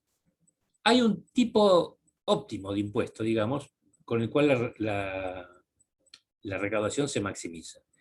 Y a partir de sucesivos aumentos de la presión tributaria, se recauda cada vez menos por las razones que hemos dicho. La tradición dice que Laffer dibujó la curva por primera vez en una servilleta. ¿Sí? Y bueno, después se hizo rico, asesoró compañías de ahorro y préstamo, las que quebraron en el 87, la pasó mal, digamos, y después terminó, John Kenneth Galbraith contó, en la comunidad académica se saben esas cosas, que al final terminó votando a Clinton en 1992. En fin. La tesis de Laffer, ¿sí?, era que el gobierno estadounidense, digamos, la presión tributaria estadounidense estaba por acá arriba. ¿Sí? Entonces lo que había que hacer para maximizar la recaudación era bajar el tipo impositivo, con lo cual se recaudaría más. ¿Sí? Al representar los ingresos fiscales en relación con el tipo impositivo, si el tipo impositivo es 0, los ingresos fiscales serán también nulos. Si por el contrario los tipos impositivos son del 100%, los ingresos fiscales también se anularán. Nadie ofrecería ni demandaría, ¿no?, ningún bien. Según Laffer, entre estos dos puntos extremos, los ingresos en función del tipo primero aumentarán, pero a continuación disminuirán hasta llegar a 0, lo que hemos explicado. El fundamento matemático de esto es el teorema de Rolle, en virtud del cual, si el ingreso fiscal es una función continua del tipo impositivo, entonces tiene al menos un máximo, ya que se trata de una función siempre positiva, en un punto intermedio del intervalo, pero no necesariamente en el centro. Acá está dibujado en el centro, pero eso podría no ser así. La curva de Laffer muestra que el incremento de los tipos impositivos no siempre conlleva un aumento de la recaudación fiscal y viceversa. La característica más importante de esta curva reside en que indica que cuando el tipo impositivo es suficientemente alto, si se sube aún más, los ingresos recaudados pueden terminar disminuyendo. La disminución de la oferta del bien reduce hasta tal punto los ingresos fiscales que la subida del tipo impositivo no compensa la disminución de la oferta. Este fenómeno se denomina efecto Laffer en honor a este personaje. Acá dice que el gráfico se hizo a principios de la década del 80, yo tengo entendido que fue hecha antes, al menos en la servilleta. Una menor tributación puede, si la economía se encuentra en el lado descendente de la curva, aumentar la recaudación, porque incentivará la actividad, incluso empresas extranjeras podrían plantearse instalarse en ese país. De otra forma, esta recaudación no se produciría. Aumentará el consumo debido al aumento de la renta y detraerá parte de la economía sumergida y lo que el autor llama el fraude, digamos, ¿no? La evasión.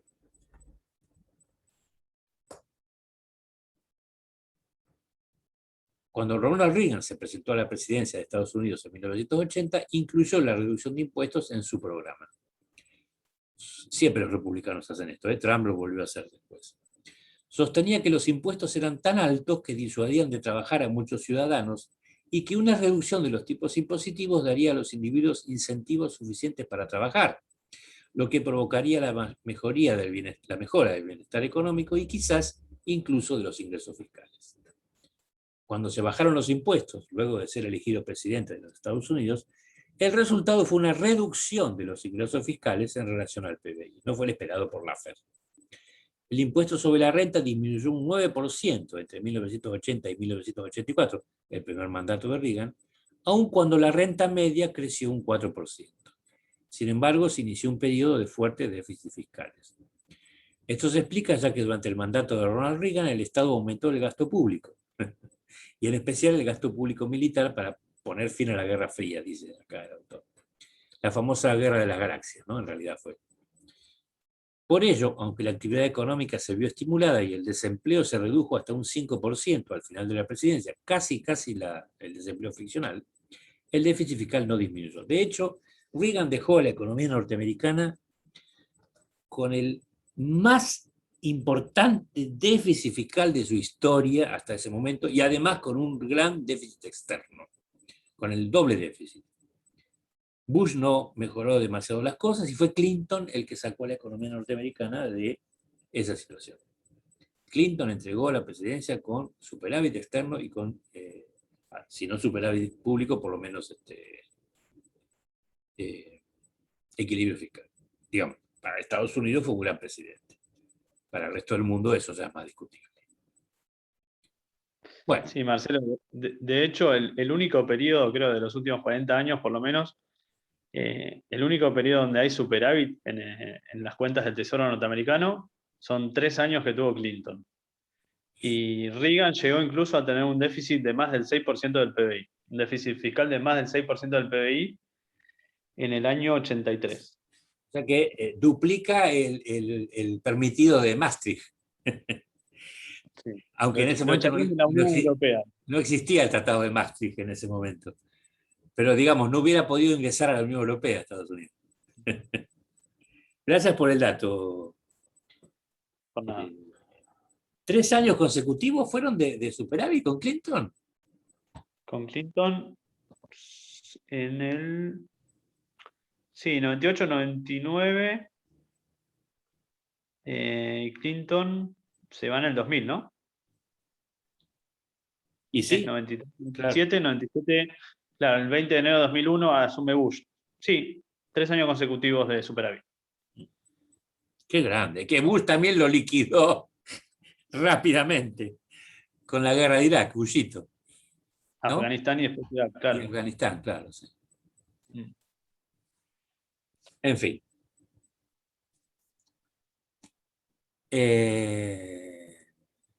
Bueno. ¿Seguimos? Ahora viene la cuestión de los microfundamentos. Esto es tan liberal como neo-keynesiano, ¿eh? Ojo, acá, porque los neo-keynesianos trabajaron mucho con la cuestión de los microfundamentos, porque estos neo-keynesianos, que después fueron criticados por los post-keynesianos diciendo que, no eran, que eran keynesianos truchos, digamos, son los verdaderos autores de la síntesis. Lamentablemente en la presentación no tengo tiempo ni lugar para hablar de las respuestas keynesianas a muchos de estos planteos, digamos, pero han existido, ¿eh? No es que se quedaron quietitos y dijeron mordemos el polvo de la derrota, no, de ninguna manera. Y también surge la escuela de la regulación, la escuela regulacionista, digamos, en Francia, también como una respuesta aparte de estos planteos de los liberales. Bueno, vamos con los microfundamentos. Microfundamentos en economía se refiere al análisis microeconómico del comportamiento de agentes individuales, tales como hogares y empresas, que fundamentan una teoría macroeconómica. Esta definición es claramente tautológica. La mayoría de los modelos macroeconómicos más tempranos, incluyendo los keynesianos, estaban basados en hipótesis, conjeturas, dice Mankiw, acerca de las relaciones entre cantidades agregadas, tales como la producción, el empleo, el consumo y la inversión. Los críticos y proponentes de estos modelos estaban en desacuerdo a si estas relaciones agregadas eran consistentes con los principios de la microeconomía. Por ello, en recientes décadas, los macroeconomistas han intentado combinar modelos microeconómicos del comportamiento de varias empresas para derivar las relaciones entre variables macroeconómicas. Hoy muchos modelos macroeconómicos, representando diferentes puntos de vista teóricos, son derivados agregando modelos microeconómicos, permitiendo que los economistas los comprueben con datos macro y microeconómicos. ¿Los comprueben o no? Críticos de los modelos macroeconómicos keynesianos rápidamente señalaron que algunos de los supuestos de Keynes eran inconsistentes con la micro estándar. Sí, claro. Por ejemplo, la teoría microeconómica del consumo a lo largo del tiempo de Milton Friedman, la hipótesis del ingreso permanente, sugiere que la propensión marginal a consumir de la renta temporal, que es crucial para el multiplicador keynesiano, era probablemente mucho más pequeña de lo que los keynesianos asumían. Claro, con lo cual el multiplicador también era más pequeño. Y por lo tanto los efectos incrementales adicionales de políticas de aumento del gasto público eran más pequeños también. Por esta razón, muchos estudios empíricos han intentado medir la propensión marginal a consumir, como el de Barro, por ejemplo, de 1993, y los macroeconomistas han estudiado también modelos microeconómicos alternativos, tales como modelos de imperfección de mercados de créditos y ahorro prudente, que podrían implicar una mayor proporción marginal al consumo. La crítica de Robert Lucas a los modelos de previsión macroeconómica tradicional fueron particularmente influyentes para el desarrollo de los microfundamentos.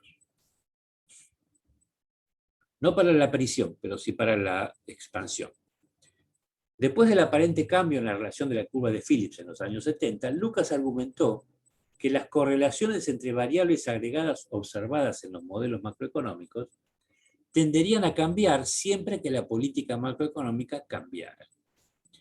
Esto implicó que los modelos microfundados serían más apropiados para predecir el impacto de los cambios de política, bajo la suposición de que los cambios en estas políticas no alteraran la estructura microeconómica subyacente de la macroeconomía. Volvamos a leer esto. Esto implicó que los modelos microfundados serían más apropiados para predecir el impacto en los cambios de política, bajo la suposición de que los cambios en estas políticas no alteraran la estructura microeconómica subyacente de la macroeconomía. O sea, los supuestos de la conducta del consumidor, o de los empresarios, o de los ahorristas.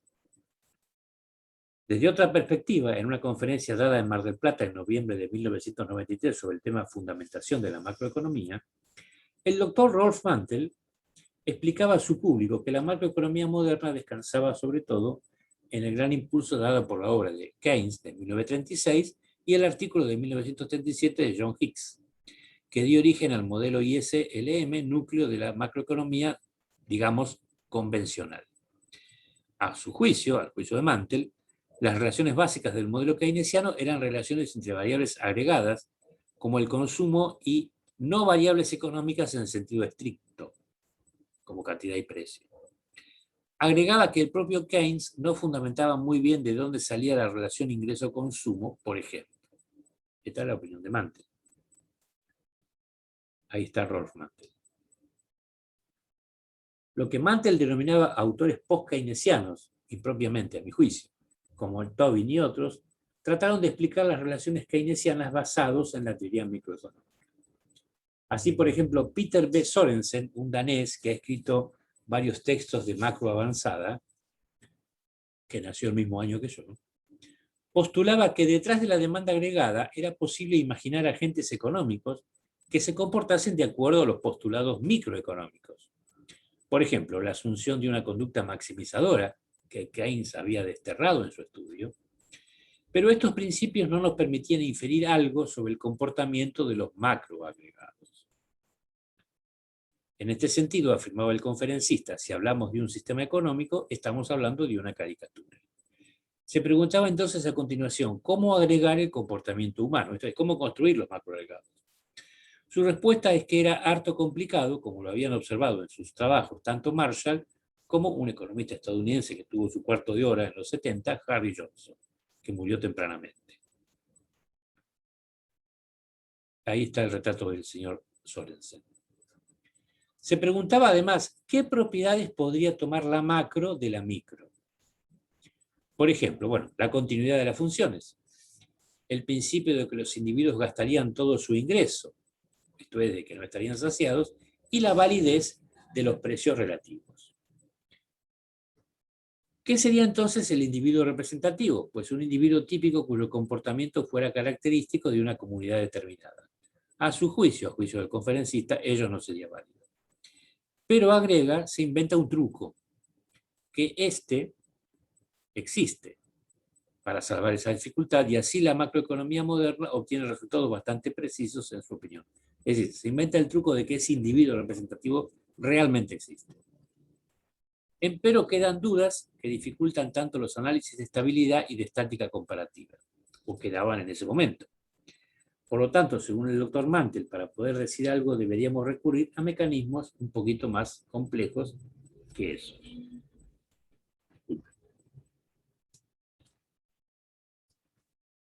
Por ejemplo, proponía, primero, trabajar con un sistema más desagregado, como sería, por ejemplo, clasificar a las familias por niveles de ingresos o pertenencia a clases sociales, clasificar los bienes y servicios por grandes rubros, etc. De esa forma, las predicciones sobre los efectos del cambio de la política económica serían más precisas. Y en ese sentido, los modelos EDGE han reconocido esto porque trabajan son multiecuacionales, digamos. Tratar de construir un modelo económico siguiendo otros lineamientos no usuales, con escasos supuestos de tipo microeconómico, por ejemplo, maximización de preferencias, restricción presupuestaria. Destaca que en ese momento había estudios en ese sentido. Y considerar que todos los ejemplos construidos son ejemplos en donde los agentes económicos tienen extrañas características mirados de cerca. Screpante y Samagni, en su texto Historia del Pensamiento Económico, muy interesante, hablando sobre el origen de esta cuestión, de los microfundamentos, nos dicen que ya Patinkin, en 1956, en la obra en la que presentaba la suma, dice, suma, es decir, el máximo, ¿no? La suma teórica de la síntesis neoclásica, dinero, interés y precios, que asumo que ustedes han leído, había sugerido que había que estudiar las situaciones de desequilibrio para dar cuenta de la problemática keynesiana, más que las de equilibrio. Esta sugerencia fue seguida por dos economistas de formación neoclásica, quienes en varios artículos publicados en el transcurso de la década del 60 lanzaron un poderoso ataque al modelo ISLM. ¿Y quiénes fueron estos caballeros? Robert Clover y Axel Leijonhufvud. Este señor Leijonhufvud fue el sueco, ¿no? Como su apellido lo indica, fue el primero que introduce la palabra microfundamentos en el texto, o mejor dicho, en el título de un artículo.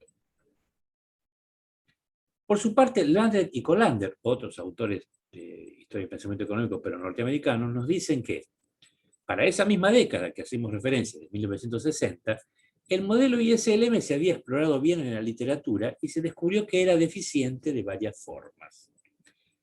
Primero, forzaba ese análisis dentro de un marco teórico de equilibrio estático comparativo. Segundo, la interrelación entre los sectores reales y nominales tenía que darse a través de la tasa de interés y no podía darse a través de otros canales. Tercero, el análisis de la demanda de dinero utilizado para derivar la curva LM no se basaba en un modelo de equilibrio general. Se le suponía en un modo más ad hoc, o sea, a propósito. La insatisfacción con el análisis existente llevó a muchos macroeconomistas a buscar otros modelos para su investigación. Los debates teóricos modernos de la macroeconomía tienen poco que ver con la forma de las curvas IS y LM. Cuando dice la forma se refiere a la inclinación, ¿no? Si es más clásica, si es más keynesiana. En lugar de ello abordan temas macro desde una perspectiva microeconómica y tratan problemas como la velocidad de ajuste de precios y cantidades. Continúan los autores precitados afirmando que la literatura sobre los microfundamentos de la economía se desarrolló a medida que los economistas intentaron resolver el problema de la inflación e integrarlo al modelo keynesiano. Una de las primeras tareas que emprendieron los economistas fue explicar la teoría subyacente a la curva de Phillips. Pasó una cosa curiosa, Phillips no explicaba o no intentaba explicar qué relación teórica había entre la tasa de variación de los salarios monetarios y el desempleo. Esto lo hizo Lipsey 2 años después. Pero este descubrimiento abrió un buen número de preguntas teóricas. ¿Por qué ocurre la inflación? ¿Por qué es estable la relación entre inflación y desempleo, si es que lo es? ¿O por qué ha sido? ¿Continuará siendo estable tal relación? La novedad del enfoque, así como la profundidad de las respuestas que se dieron en ese momento, distinguía a la literatura sobre microfundamentos. Esta establecía nuevas formas de ver el desempleo y al dar a la macroeconomía un enfoque de microfundamentos, el desempleo se volvía un problema micro y no macro. Esto es muy interesante, porque si es un problema micro que resulta de decisiones individuales, de marco de preferencias o de lo que ustedes quieran, y no es un problema macro, no le corresponde al gobierno actuar para resolverlo. Nuevamente, la microfundamentación tiende a conclusiones liberales en materia de política económica. Los economistas de la microfundamentación argumentaban que para entender el desempleo y la inflación, los economistas deberían observar las decisiones microeconómicas de los individuos y las empresas y relacionar estas decisiones con los fenómenos macroeconómicos. Search Theory, o sea, teoría de la búsqueda, el estudio de la elección óptima de un individuo en un contexto de incertidumbre, se convirtió en tema fundamental de la macroeconomía. Agregan que a medida que los investigadores comenzaron a centrarse más y más en estos modelos, se enfocaron menos y menos en los modelos ISLM. Los modelos de microfundamentos iniciales habían sido modelos de equilibrio parcial, pero una vez, de los modelos microfundamentados, ¿no? Pero una vez que la caja de microfundamentos se abrió, los economistas necesitaron idear algún método para combinar diversos mercados. La elección obvia era utilizar modelos de equilibrio general de tipo walrasiano o neo-walrasiano, y aquí se abrieron, no sé si 100, pero unas cuantas flores, parafraseando a Mao, digamos. Por lo tanto, el análisis de equilibrio general fue introducido en la macroeconomía junto con la literatura de microfundamentos. Las implicancias políticas del nuevo enfoque de microfundamentos eran fuertes. Sus análisis suprimían el potencial del gobierno para afectar la tasa natural de desempleo a largo plazo a través de políticas fiscales o monetarias expansionistas, coincidiendo con Friedman. Los intentos para hacerlo así funcionarían en el corto plazo al engañar temporalmente a los trabajadores, como explicamos, pero la política expansionista ocasionaría inflación en el largo plazo. De acuerdo con la nueva microeconomía, el intento del gobierno por reducir el desempleo más allá de su tasa natural, era la causa de la inflación a fines de la década de 1970. Concluyen su análisis afirmando que las políticas monetarias y fiscales keynesianas no estaban, sin embargo, descartadas del todo. En teoría, al menos, todavía podían utilizarse temporalmente para resolver problemas en los ciclos, es decir, como políticas anticíclicas. Así que a principios de la década de 1970 surgió un compromiso entre los keynesianos y los defensores del enfoque de los microfundamentos para la teoría macroeconómica. A largo plazo, el modelo clásico era correcto. La economía gravitaría hacia su tasa natural, como muestran los manuales de Blanchard o de Dorbush, por ejemplo. En el corto plazo, sin embargo, porque se supone que los individuos ajustarán lentamente sus expectativas, las políticas keynesianas pueden tener algún efecto. Fíjense, a principios de la década del 70 todavía no se habían generalizado las expectativas racionales. Pero la introducción posterior de las expectativas racionales dieron en el meollo del compromiso entre los economistas de microfundamentos y los keynesianos, porque sostenía que la gente no ajustaba sus expectativas hacia el equilibrio en etapas. La gente puede ajustarse inmediatamente y cualquier cosa que suceda a largo plazo sucederá también a corto plazo. Para ese compromiso, entonces, la hipótesis de expectativas racionales era devastadora, porque si esto que dijimos antes es cierto, si la política keynesiana es inefectiva en el largo plazo, también será inefectiva en el corto plazo. Y concluiríamos con los modelos Edge, si no hay preguntas u comentarios.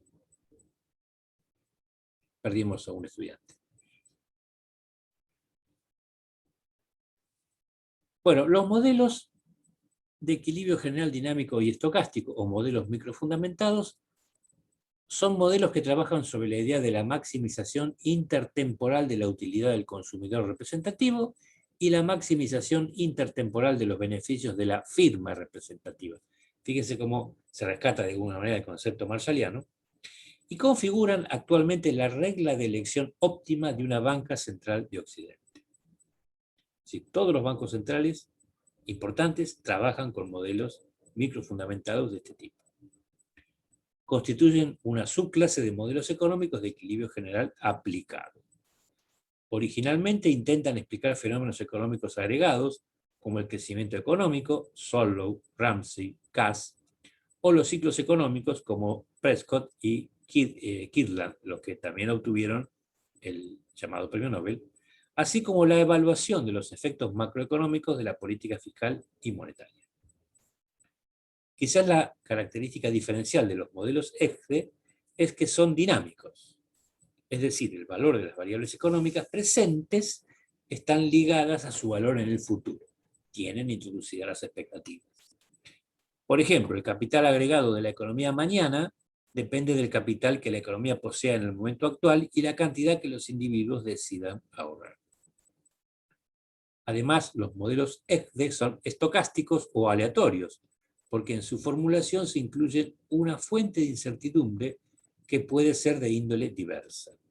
Variaciones en la productividad total de los factores o en la relación de intercambio entre las exportaciones e importaciones de un país, o quizás errores en la toma de decisiones de política económica que no son anticipados.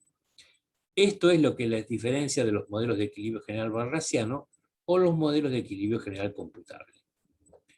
Los modelos EGDE ofrecen una alternativa frente a los modelos econométricos de predicción macroeconómica utilizados por los bancos centrales durante los años 70, aunque siguen siendo utilizados, ¿no?, para estimar las correlaciones dinámicas entre variables económicas de interés para la elaboración de la política monetaria.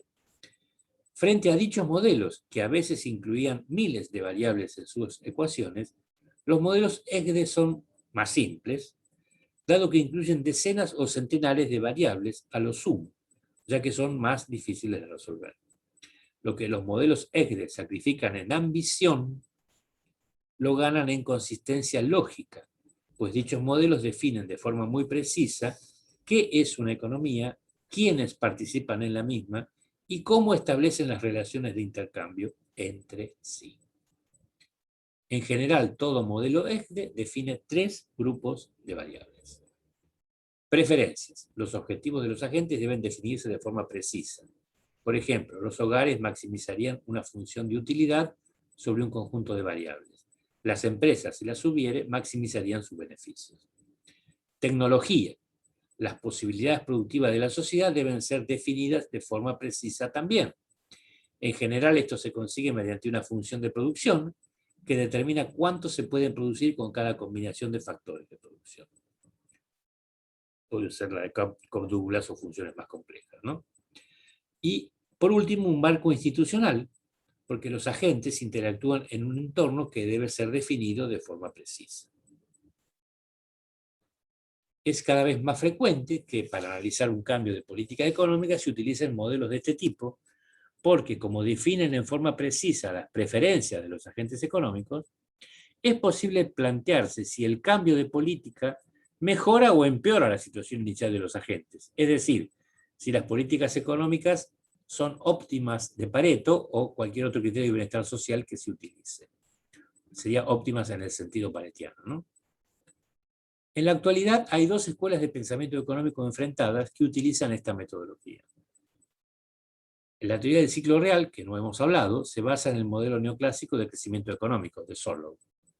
Asumiendo que los precios son flexibles, estudia cómo los impactos aleatorios sobre la productividad total de los factores causan las fluctuaciones observadas en las variables económicas. O la teoría de la nueva economía keynesiana, utilizando la misma clase de modelos ESGDE que la teoría del ciclo real, asumen en cambio que los precios se establecen en una estructura de mercados de competencia monopolística. Bajo dicho supuesto, los precios no pueden ajustarse sin algún costo. Es decir, que no existiría la flexibilidad de precios de los modelos del ciclo real. Sin embargo, sigue siendo un modelo microfundamentado, ¿no? En nuestro país, el investigador Guillermo Escudé diseñó el ARGEM, un modelo ESGDE del segundo de los tipos mencionados, y está claramente explicitado en la introducción del mismo, ¿no? Esta es la portada del texto. Un modelo de equilibrio general, dinámico y estocástico para la Argentina, 2008. Hasta donde yo sé, es el modelo que se ha elaborado. No sé, desconozco si hay otro modelo posterior o si el mismo Escudé ha hecho reformulaciones del mismo. No lo sé. Bueno, la bibliografía, además de los manuales, no todos, porque los manuales más viejos no hablan de este periodo, incluye el texto de Casey Fair, que es un libro de principios de macroeconomía muy interesante, y un panorama que da Argandoña en la Enciclopedia Práctica de Economía sobre el panorama de los 80, digamos, de la macro, con el cual empecé esta exposición. La bibliografía de profundización incluye, bueno, la introducción del texto de Argem, el texto de macro de Sachs y el de Pablo y colaboradores, y también una mención a la cuestión de las expectativas en el incompletísimo diccionario de economía del propio de Pablo. Y también he usado un trabajo de un estudiante de Maranzana, Las expectativas racionales en su laberinto, la crisis del 2008, del cual extraje las 2 citas de Chang y de Akerlof y Stiglitz sobre la crítica a las expectativas racionales ex post facto de la crisis del 2008. Bueno, hemos llegado al fin. Por lo tanto, vamos a